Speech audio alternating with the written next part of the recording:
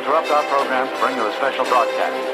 The German news agency Transocean said to begin the broadcast. Here's another late development, and this news keeps... Hey, what's up, Kryptonians? Welcome back to the Superfan Show. Before I get started with this video, if you could, please like the video or subscribe to the channel if you haven't already. I'm trying to grow and expand the channel to hit maybe 2,000 subs by the end of the year, if not more, and you guys contributing to that, liking or subscribing or even sharing the video definitely contributes to that. Shameless plugging out of the way, let's talk about the most anticipated films of 2023. Now, 2023, I fully believe, is going to be a great year for cinema. A bunch of exciting things coming out this year, from small indie movies to big blockbusters, comic book movies, of course, horror movies. I mean, there's a lot to pick from. And I decided to come up with a list of the 10 movies that I am most looking forward to in 2023. Granted, these are not the only movies that I'm excited for. These are just the 10 films that I'm most looking forward to. I had to narrow it down to 10. If I had to include all of the movies that I'm excited for, we'd be here for like 25 minutes and I'd have like 30 movies that you guys would have to listen to me talk about. These 10 are not necessarily in order. I don't want to do an order or whatever. I just kind of want to talk about the 10 movies that popped into my head right before I was about to shoot this video. So one of the biggest movies that I am looking forward to this year is Spider-Man Across the Spider-Verse, or Spider-Man Across the Spider-Verse Part 1. Spider-Man Into the Spider-Verse is one of my absolute favorite comic book movies of all time. It's one of my favorite Spider-Man movies ever. If you guys saw my review for that movie back in 2018, 2019? I'm actually a little bit fuzzy on what year it came out, but anybody that saw my review in that movie knows how much I gushed and how much I love that movie. I'm glad that they're bringing that visual style back for this movie, but the directors also say that there's gonna be other visual things that they throw into the movie to make it feel fresh. You know, visuals from other worlds, other characters to tie in, and I'm like, okay, that sounds pretty awesome. I'm pretty sure we're gonna see cameos from like Andrew Garfield's Spider-Man, Tobey Maguire's Spider-Man. I already got what I wanted. Spectacular Spider-Man is showing up. Josh Keaton is my GOAT, and he's gonna be in the movie. At least I'm pretty sure he's gonna be in the movie. But more importantly, even though there's a bunch of awesome multiverse shit, I hope that that doesn't take focus away from who the story should be about, which is Miles. Miles is a great Spider-Man, he's a great character, and I'm looking forward to seeing him and Gwen in this new adventure in this new movie, Across the Spider-Verse. Then we have a movie called They Cloned Tyrone, which I thought came out last year, and it probably would have been on my most anticipated list last year, except I didn't hear about it until like halfway through the year. And the movie was supposed to come out in 2022, but then it didn't come out, and I was just like, okay, well, should I include it in the most anticipated list? Because I'm not sure if it's coming out in 2023 either. And we saw Netflix give their usual year-long preview, and finally I saw it. I saw They Cloned Tyrone, and I said, yep, that's going in the video. They Cloned Tyrone looks like a black-led black comedy that's also a sci-fi movie and a mystery. It has Jamie Foxx, it has Teyana Paris, I think that's her name. It has John Boyega. The movie looks stylish, it looks fun, it looks intriguing. I saw the original trailer for it last year. It looked like it was something ripped out of an anime or a manga or something. A black-led sci-fi movie. I have been complaining and bitching about this forever. We need a lot more of these type of movies, of black people being put in these type of roles. Now that I know for certain that it comes out in July of this year, there's no way that that movie was not gonna make my list. Speaking of Netflix shit, I love Mindhunter. If you guys have not seen Mindhunter, Mindhunter is like one of the best shows I think that's ever been created, and there's only 2 seasons for it. The man who created that show, David Fincher, is also one of my all-time favorite directors. Now, I know what you're thinking. Aren't you still mad at David Fincher for not giving you Mindhunter Season 3? Yes, and I'll always be mad at David Fincher for that, because he bailed on Mindhunter Season 3. I need Mindhunter Season 3. David, you better hope I never see you in the streets. Putting that aside, am I still excited for a David Fincher movie? Yeah, especially a David Fincher movie that's based on a French comic book about an assassin. A movie called The Killer is coming out on Netflix this year. It has Michael Fassbender in it. It has the same person who worked on the cinematography for Mank. If you guys have not seen Mank, that's another David Fincher movie that came out on Netflix a few years ago. Now, granted, I wasn't a huge fan of the movie itself, but you can't deny that movie looked like absolute sex. I mean, eggs on a tit. It was a gorgeous, beautiful looking movie. Can't remember if it got nominated for best cinematography at the Oscars, but if it didn't, it probably should have. So I feel like this is gonna be a very gorgeous movie, but it's also gonna be a movie about cool things and an assassin and his life, played by Michael Fassbender, directed by David Fincher. That just sounds like a recipe for for awesome shit. So even while I watch it, I'm gonna be bitching about Mindhunter Season 3, but it doesn't mean that I'm not hopefully gonna be walking out of the theater going, damn it, David Fincher did it again. If he's gonna deny me Mindhunter Season 3, the movie better be worth it. And The Killer looks like it might be worth it. Oppenheimer comes out over the summer in July. It's a big Christopher Nolan movie, probably shot in IMAX, that also is about Oppenheimer, you know, the guy who created the atomic bomb. The trailer was released sometime right before Avatar came out, and I saw the trailer and I was just kind of like, I have no idea how he was able to make this shit look so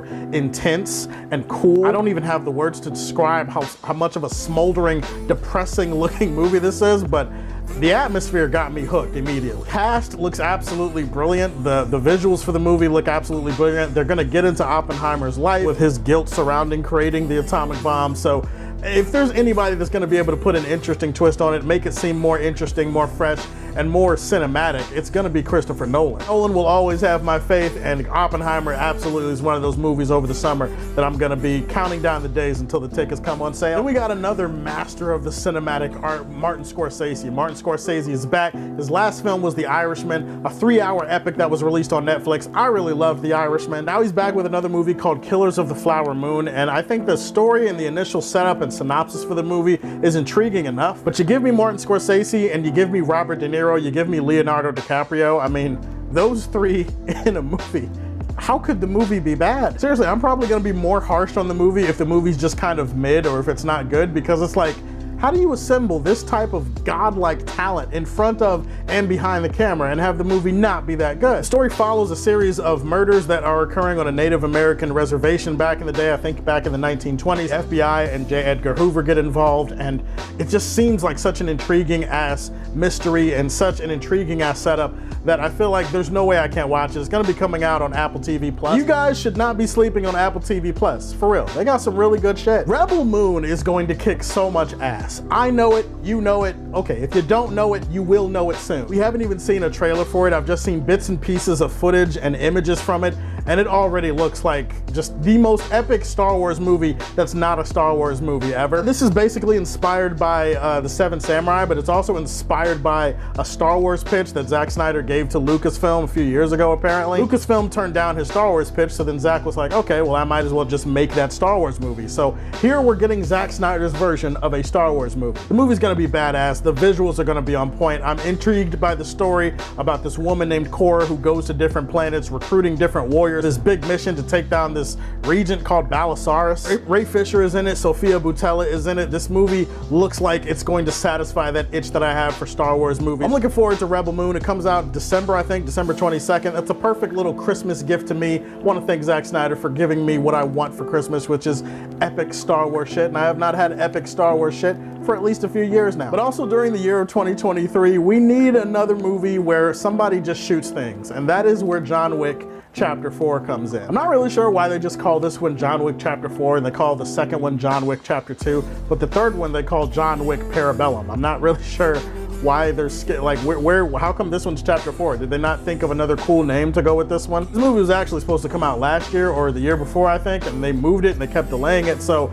finally we get to see what John has been up to since he fell off that rooftop in the third one. John Wick, man. John Wick has become one of the most iconic action characters of the modern era. Keanu is awesome. The action in the trailers looks amazing. It looks like they're gonna top themselves yet again. I want to get deeper into the lore of this assassin's world. I actually still have no idea what the movie is about. It might involve some people from John's past. It might involve a brother of his who was on the High Table. John Wick could go against the High Table. I mean, that just sounds like a really cool idea for a movie. Lawrence Fishburne, Ian McShane, these guys are back. I have a feeling that Chapter 4 is gonna actually be the best John Wick movie. I still think the first John Wick is probably the best movie, but I just feel like Chapter 4 is gonna blow away all of our expectations, and if not, it's gonna shoot our expectations in the head with a gun, because that's what John Wick likes to do. He likes to shoot people in the head with guns. We should just let him do that and just watch him do it because it's fun. Next up, we have a movie called Inside, which stars Willem Dafoe, which most people have no idea exists, but it comes out in March. The only thing I can do to set up this movie is to say that Willem Dafoe, who is really good at playing crazy people, is playing an art thief who gets trapped inside of an apartment with a lot of art. Kind of slowly loses his mind or something. I mean,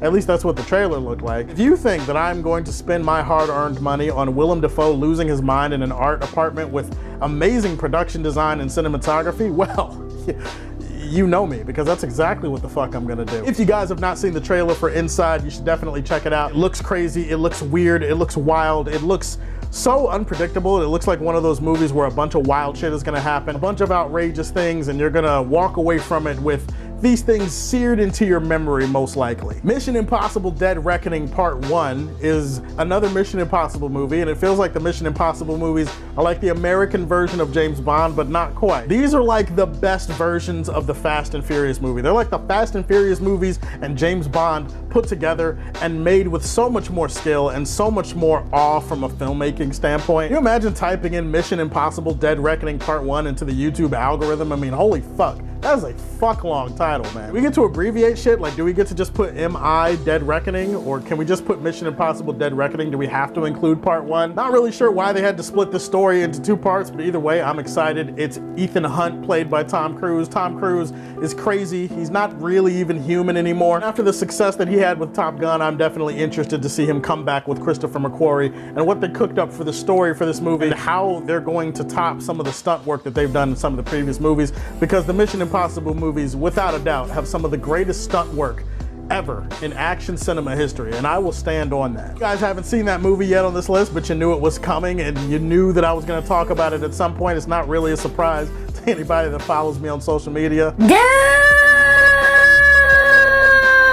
Specifically Dune Part 2. We're finally getting Dune Part 2. Comes out in November of this year. Dune Part 1 came out in 2021, I'm pretty sure. And now we get the follow-up to that story, so anybody complaining that that movie ended on a bit of a cliffhanger, well, this is why, so that you could see the second part of that story. Dune was an amazing all-time sci-fi epic in 2021. It's based off of an amazing all-time epic book. Dune is one of the greatest sci-fi stories ever told. My hope is that we not only get Dune Part 2, but we get Dune Messiah, we get Children of Dune, we get God Emperor, like we get the rest of the series in some way, shape, or form. Hearing that Denis Villeneuve, my favorite director, was directing Dune immediately made me more interested in Dune than I had ever been before. Dune's lore is fucking insane, okay? This is literally Game of Thrones and Lord of the Rings, except in a space opera sci-fi type of sense. It's like all of those things put together. And I cannot wait to see Denis Villeneuve get fully unleashed on this movie and to see how they're going to change things up or keep things the same from the book. That's always a fascinating thing for people that have read the books that these properties are based on. I'm not ashamed at all to admit that I have had sexual thoughts about Dune and Dune Part 2 over the years. I am a troubled human being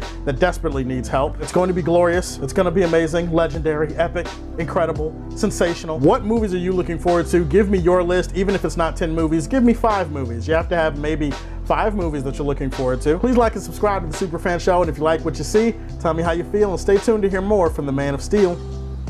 Peace.